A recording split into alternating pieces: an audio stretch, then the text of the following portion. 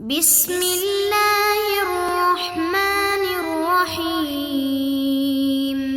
الحمد لله وكفى والصلاة والسلام على أشرف الأنبياء والمرسلين وعلى آله وأصحابه أجمعين أما بعد. عزیز طلباء، یہ آج ہمارا درس نمبر 16 ہے، سورۃ الروم۔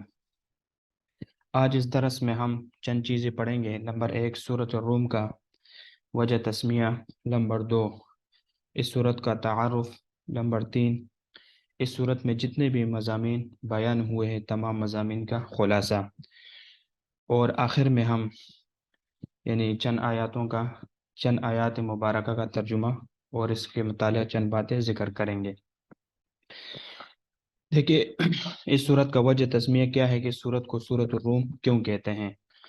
چونکہ اس سورت کی شروع میں روم کے غلبے کی پیشگوئی ہوئی ہے، اس لیے اس سورت کو سورۃ الروم کا نام، اور اس وجہ سے یہ سورۃ الروم روم کے نام سے مشہور ہے۔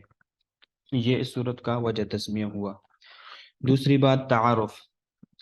تو اس صورت میں کل 6 رکوع ہیں، 60 آیاتیں ہیں، 819 کلمات ہیں اور 3534 حروف ہیں، اور یہ صورت بالاتفاق مکی صورت ہے۔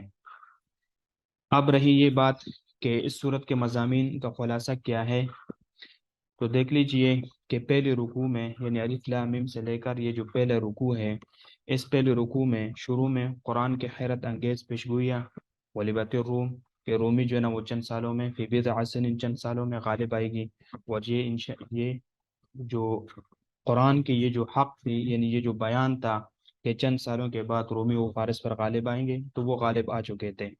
تو یہ صورت قرآن کے حیرت انگیز پیشگوئیاں، اور اسی رکوع میں سابقہ قوموں کی حالات کا بیان بھی ہے۔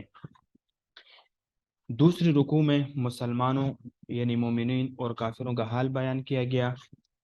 پھر مومنوں کو صبح و شام اللہ کے حمد اور پاکی بیان کرنے کی تاکید بیان کی گئی ہے کہ مومنین کو صبح و شام اللہ تعالیٰ کی حمد اور اس کی پاکی بیان کرنی چاہیے، صبح فجر، صبح کی نماز، ظہر، عصر، مغرب وغیرہ کی نماز کے ذریعے۔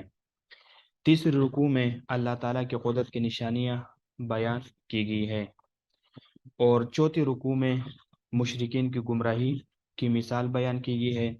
پھر آگے جا کر انسانی فطرت اور انسان کی ناشکری کا بیان ہے، اور آخر میں قرابت داروں، مسکینوں اور مسافروں کو ان کا حق دینے کی تاکید فرمائی گئی ہے، اور اس کا حکم دیا ہے۔ 5 رکوع میں بحر اور بر میں، تری میں ہے، خشکی میں ہے، فساد کا سبب کیا ہے، تو وہ سبب بیان کیا گیا ہے۔ پھر انعام الہی کی بشارت، اور آخر میں سمع موتا کا بیان ہے، اور 6 رکوع میں حیات انسان کے مراحل اور کفار کو اہل علم کی ملامت مذکور ہے۔ تو یہ اس صورت میں جو ہے نا یہ مضامین ذکر کی گئی ہے۔ دیکھو، سب سے پہلے ہم ان آیات مبارکہ کا ترجمہ پڑھتے ہیں، پھر اس کے بعد انشاءاللہ جو تفسیر ہوگی انشاءاللہ ہم پڑھیں گے۔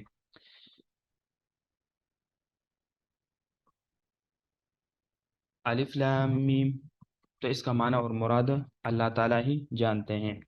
غلبت الروم فی ادنی الارض، کہ رومی والے روم والے زمین کے قریب والے حصے میں مغلوب ہو گئے۔ وہم من بعد غلبہم سیغلبون، اور وہ اپنے مغلوب ہونے کے بعد عن قریب چند سالوں میں غالب ہو جائیں گے۔ فی بضع سنین چند سالوں میں غالب ہو جائیں گے۔ للہ الامر، اللہ تعالیٰ ہی کے لیے اختیار ہے، من قبل و من بعد، پہلے بھی اور بعد میں بھی۔ وَيَوْمَئِذٍ يَفْرَحُ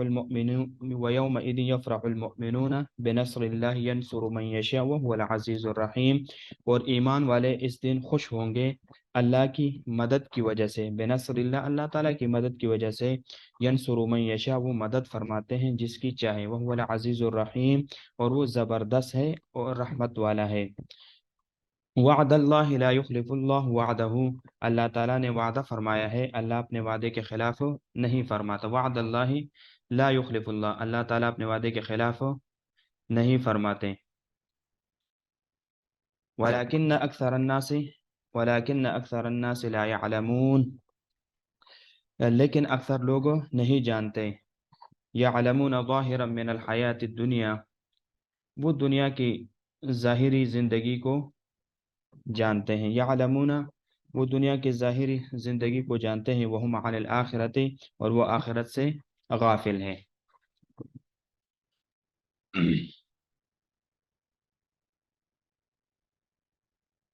غلبت الروم، پہلے اس کو اس کا مختصر سا خلاصہ سن لیجئے، یعنی روم اور فارس کی جنگ ہوئی مقام ازراعات اور بصرہ کے درمیانی علاقے میں ان کا یہ واقعہ پیش آئے، جس میں جو فارس کو روم پر برتری حاصل ہوگی، اور اس وقت کا جو فارس کا حکمران تھا کسری پرویز وہ تھا۔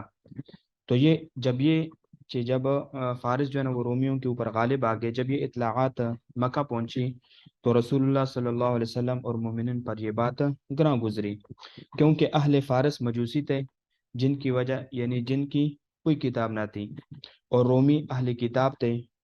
مشرکین نے اس پر خوشیاں منائی اور مسلمانوں پر آوازیں کستے ہوئے کہنے لگے، تم اور نصرانی اہل کتاب ہو اور ہم اور فارسی ان پڑھ ہے، یعنی ہمارے پاس تو کوئی کتاب نہیں، ہم تو اہل کتاب نہیں ہے، ہمارے دوست جو ہے نا وہ تمہارے دوستوں پر غالب آ گئے، ہم بھی تم پر ہی یوں ہی غالب رہیں گے۔ اس وقت اللہ تعالیٰ نے یہ صورت اتاری، اور اس وقت اب حضرت ابوبکر صدیق رضی اللہ عنہ نے کفار کو کہا کہ اللہ تعالیٰ کی قسم، ضرور رومی چند سالوں میں فارسیوں پر غالب آئیں گے۔ تو ابی بن خلف نے یہ بات سن کر کہا، تم جھوٹ بولتے ہو، اور تو حضرت ابوبکر صدیق نے اس سے 3 سال کی شرط پر 10 اونٹنیاں طے کر لی۔ حضرت ابوبکر صدیق رضی اللہ تعالی عنہ رسول اللہ صلی اللہ علیہ وسلم کو اس بات کی اطلاع دی، تو آپ علیہ الصلوۃ والسلام نے فرمایا، بضع کی بعید ترین مدت مقرر کر لو، اور انعام میں بھی اضافہ فرما لو، اضافہ کرو۔ چنانچہ 9 سال کی مدت پر 100 اونٹنیاں طے پائی گئی، یعنی 100 اونٹنیاں مقرر ہوئی۔ ابی بن خلف تو بدر میں آپ صلی اللہ علیہ وسلم کے زخم سے مر گیا۔ تو حدیبیہ یا بدر کے دن رومیوں کو فارسیوں پر غلبہ حاصل ہوا۔ حضرت ابوبکر صدیق رضی اللہ تعالیٰ عنہ نے مقرر شرط کے مطابق ابی بن خلف کی اولاد سے شرط کا معاوضہ وصول کیا، اور آپ صلی اللہ علیہ وسلم نے اس کو صدقہ کر دینے کا حکم فرمایا۔ یہ جو روایت ہے یہ تو ترمذی میں مذکور ہے۔ یہ آیات آپ صلی اللہ علیہ وسلم کی نبوت پر واضح دلیل ہے، اور قرآن مجید کے اللہ تعالیٰ کی طرف سے ہونے کا ثبوت ہے، کیونکہ یہ علم غیب کی اطلاعات ہے۔ اچھا، یہاں پر یہ بات رہ گئی کہ حضرت ابوبکر صدیق رضی اللہ تعالیٰ نے ابی بن خلف کے ساتھ جو ہے نا وہ شرط لگے، حالانکہ شرط تو قمار وغیرہ یہ تو حرام ہے۔ تو مفسرین یہ جواب دیا کہ یہ موقع وہ تھا کہ جب کہ قمار حرام نہ ہوا تھا۔ الف لام میم، غلبت الروم، یعنی فی ادن الارض، قریب ترین زمین میں رومی مغلوب ہوں گے، وہم من بعد غلبہم سیغلبون،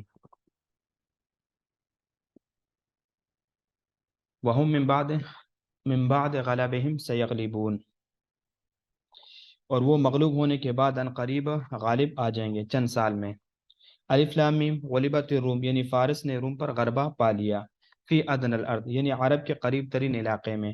الارض میں یعنی الف لام عہد کا ہے، اور مراد اس سے سرزمین عرب ہے، مطلب یہ ہے کہ رومی سرزمین کے قریب علاقہ شام میں مغلوب ہو گئے، یا یہ ہے کہ ارض سے رومیوں کی زمین مراد ہو، اور اس صورت میں الف لام مضاف الیہ کے قائم مقام ہوگا، یعنی ان کا وہ علاقہ جو دشمن کے قریب تر ہے، اور ہم ضمیر کی جو ہے نا وہ رومیوں کی طرف راجع ہوں گے، من بعد غلبہم وہ مغلوب ہونے کے بعد۔ للہ الامر من قبل و من بعد، پہلے بھی اللہ تعالیٰ کا حکم ہے اور بعد میں، یعنی ہر چیز سے پہلے اور ہر چیز کے بعد، یا جب وہ غالب ہوتے ہیں اور جب مغلوب ہوتے ہیں۔ گویا اس طرح کہا گیا کہ ان کے غالب ہونے سے پہلے اور ان کے مغلوب ہونے کے وقت اور ان کے مغلوب ہونے کے بعد اور ان کے غالب ہونے کے وقت، یعنی ان کا پہلے مغلوب اور پھر غالب ہونا یہ اللہ تعالیٰ کے حکم اور تقدیر سے ہے، جیسے کہ اللہ تعالیٰ نے دوسرے جگہ میں ارشاد وَتِلْكَ الْأَيَّامُ نُدَاوِلُهَا بَيْنَ النَّاسِ، للہ الامر من قبل ومن بعد ویومئذ یفرح المؤمنون، اور جس دن روم کو فارس پر غلبہ ہوگا اور اللہ تعالیٰ کا وعدہ غلبے کی صورت میں پورا ہوگا، یفرح المؤمنون تو مومنین خوش ہوں گے، بنصر اللہ یعنی اللہ رب العزت کی مدد سے، اور اس کے اہل کتاب کو غیر اہل کتاب پر غلبت دینے، اور کفار مکہ جو کہ یعنی جو آج کتاب والوں کی ناکامی پر خوش ہو رہے ہیں، ان کو ناکامی کا غصہ دلانے سے کل ان کو پھر ناکامی ہوگی۔ وَهُوَ الْعَزِيزُ الرَّحِيمُ، اور وہ بہترین، وَهُوَ عزیز الرحیم، اور وہ سب سے بہترین اور یعنی رحمت کرنے رحیم ہے، رحم کرنے والا ہے۔ لا یخلف اللہ وعدہ، اللہ تعالیٰ اپنے عہد کی خلاف ورزی نہیں فرماتے۔ تو عہد سے مراد روم کو فارس پر غلبہ دینا ہے۔ ولیکن اکثر الناس لا يعلمون، لیکن لوگوں کی اکثریت جانتے نہیں اس بات کو۔ یعلمون، وہ جانتے ہیں۔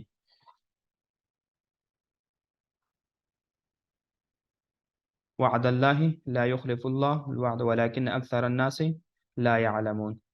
تو یہ یعلمون، یہ اس لا يعلمون کا بدل ہے، یعنی یعلمون کا بدل ہے۔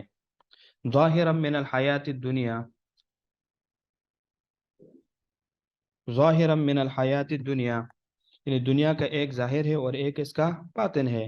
دنیا کا ظاہر وہی جو ہلاک ناکامی یعنی نگاہوں میں سے ہے، یعنی اس کی زیبائش پر مرے جانا، اور اس کے باطن یہ ہے کہ آخرت کی گزرگاہ ہے، یہاں سے آخرت کے لیے اعمال صالحہ کا زاد راہ لے جاتا ہے۔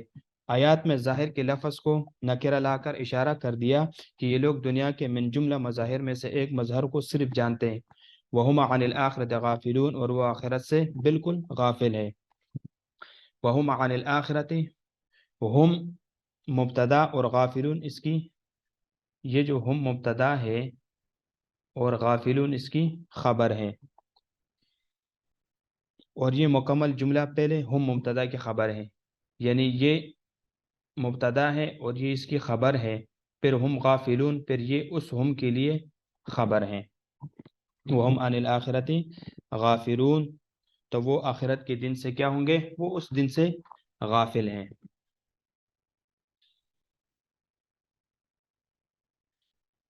غلبہ، یعنی غلب، یعنی مصدر مجہول ہے جس کے معنی ہے مغلوب ہونا، اس کے معنی ہے کیا ہے؟ مغلوب ہونا۔ یعنی عربی میں مصدر خواہ معروف ہو خواہ مصدر مجہول ہو، ان دونوں میں کوئی فرق نہیں ہوتا، یعنی قرائن سے پہچانا جاتا ہے۔ جیسے کہ کہا جاتا ہے نصر ینصر نصرن میں، نصرن مصدر معروف ہے، اس کے معنی مدد کرنا، اور نصر ینصر نصرن میں، یعنی نصر مصدر مجہول ہے، اس کے معنی ہے مدد کیا جانا۔ بزع، بزع جو ہے اس کا اطلاق 3 سے 9 تک ہوتا ہے، 3 سے 9 تک اس کا اطلاق ہوتا ہے۔ آگے وعد اللہ، وعد اللہ، یہ فعل معذوف کا مفعول مطلق ہے، یعنی جس کو محذوف کرنا واجب ہے، اصل میں تھا وعد اللہ وعدن، وعد اللہ وعدن۔ تو یہ سورۃ الروم کا ہمارا آج یہ پہلا درس تھا کہ اس میں اہل فارس کو یعنی رومیوں کو جس وقت مغلوب ہوئے تو اس میں آپ علیہ الصلاۃ والسلام نے یعنی قرآن یہ پیشگوئی دی اور یہ یعنی یہ بشارت دی کہ یعنی رومی چند سالوں کے بعد وہ فارس پر غالب آ جائیں گے جو غیر اہل کتاب اور مجوسی تھے، اور یہ پیشگوئی سچ ثابت ہوئی، اور یہ آیاتیں آپ علیہ الصلاۃ والسلام کی نبوت کی واضح دلائل ہے، اور واضح دلیل ہے آپ علیہ الصلاۃ والسلام کی نبوت کی۔ تو انشاءاللہ ہم نیکسٹ درس میں اولم یتفکروا فی انفسہم ما خلق اللہ السماوات والارض انشاءاللہ پڑھیں گے۔